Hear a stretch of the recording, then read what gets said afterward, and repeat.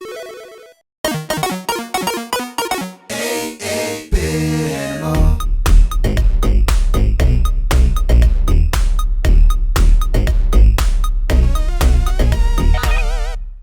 you doing, good people? This is the 8-Bit Animal.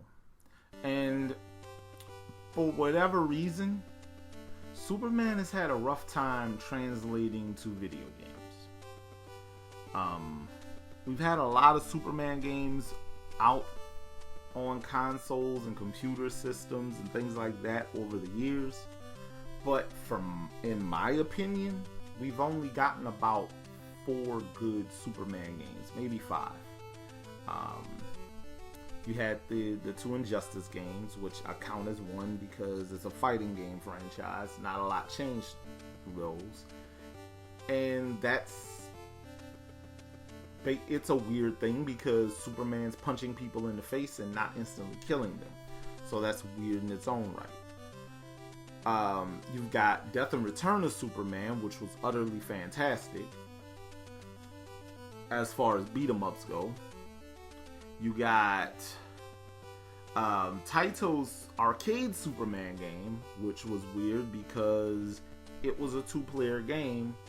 I don't understand where this second Superman in a red suit came from. And Sunsoft had a Genesis exclusive Superman game.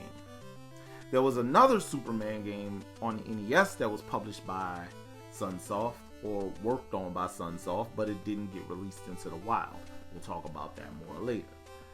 But today's game is Kemco's Superman game.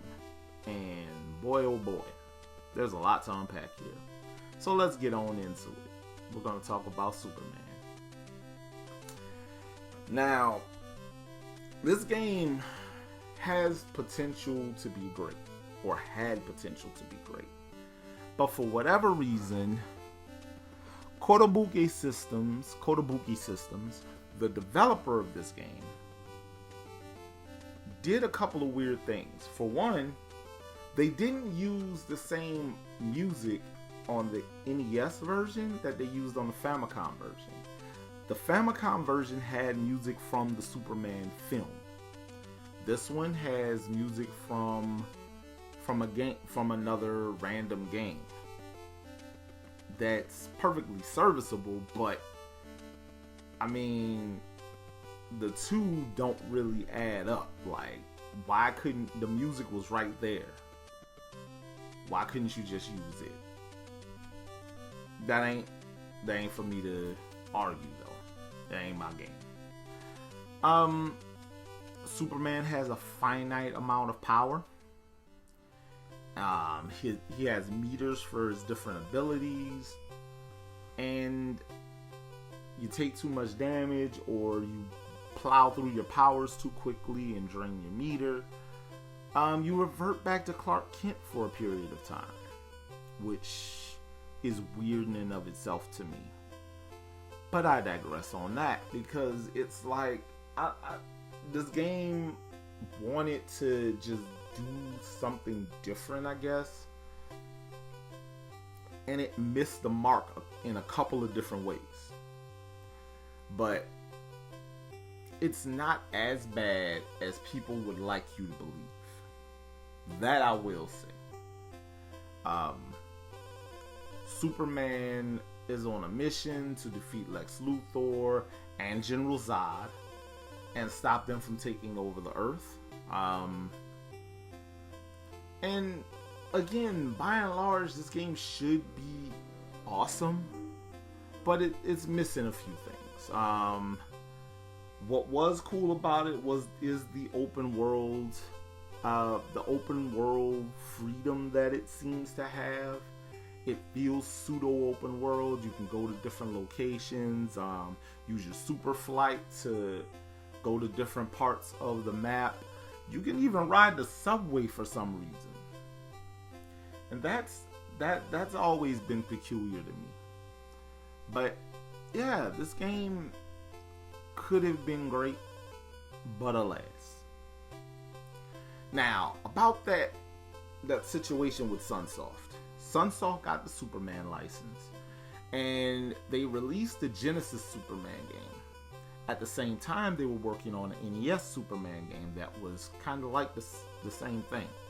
But for whatever reason, that game got canceled. Before it got canceled, it got renamed Sunman. And Sunman did not make it out to market. The ROM did get dumped though.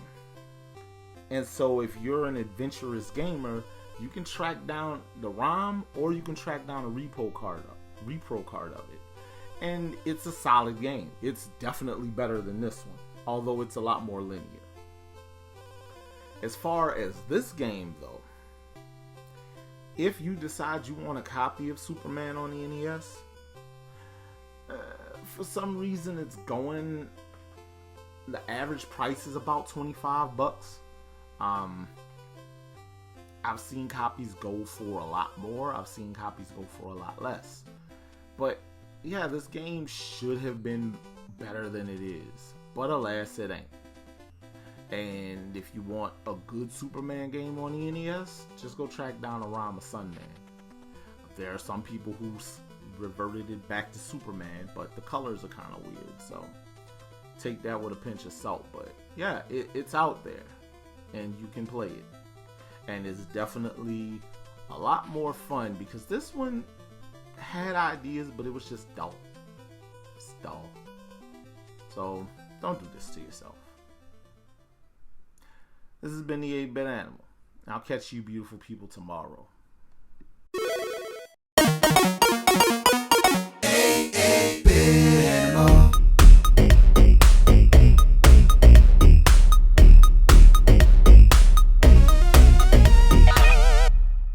Tomorrow. I'm just wondering, did Mario Odyssey get the idea for the hat thing from this game or Kid Chameleon?